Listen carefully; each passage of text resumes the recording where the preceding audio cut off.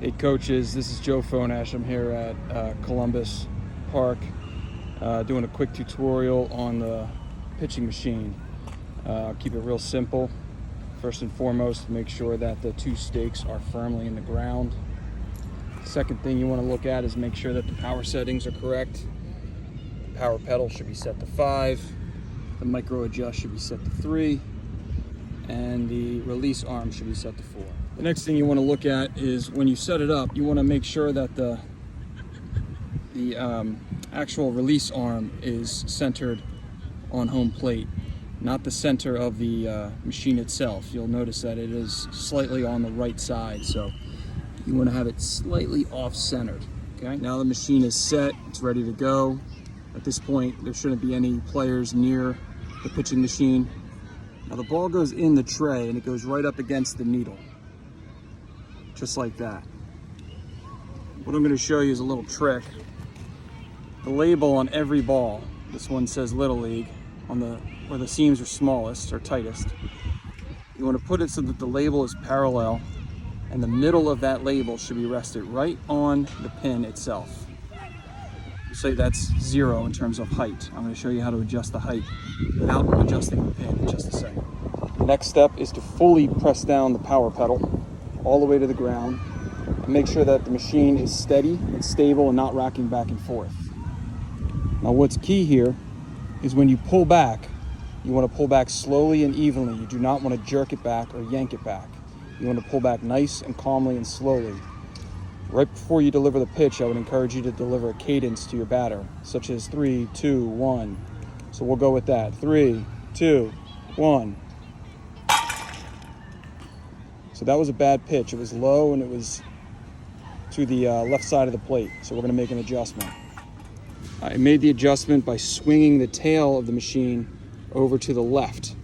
So now it is pointing a little bit more to the right. Because that pitch was so low, it hit about 5 feet in front of the plate, we're going to pull this pin up. We're going to do that by rotating it so that the pin head gets further away from that black block. I'm going to rotate this one about 3 full times. And then again, I'm going to take my baseball, turn the label so that it's parallel with the middle of the label sitting right on the pin. Again, we're going to get ready to release. My foot is fully down on the power pedal. I'm going to slowly pull back to release the pitch. 3, 2, 1. That pitch was a very good pitch. Would have been a called strike if not hit. So we're going to set this ball again right in the middle. Again, label is parallel right on the middle of the pin. Now if you want to if you want to get the pitch to come up a little bit in the zone, you're actually going to rotate the ball down. You're not going to move the pin at this point because it's delivering pretty good strikes. If you want to get that pitch to come down, you're going to rotate the ball like that. Rotate it back up. So again, this is your 0, this is your base. If you want to make the pitch rise a little, you're going to turn the ball down. And if you want to make the pitch come up,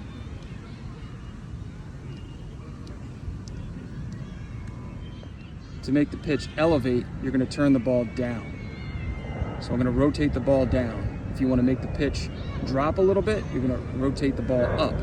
So we're going to leave this ball twisted up, rotated up, and it will be a lower pitch than the previous one. I'll show you.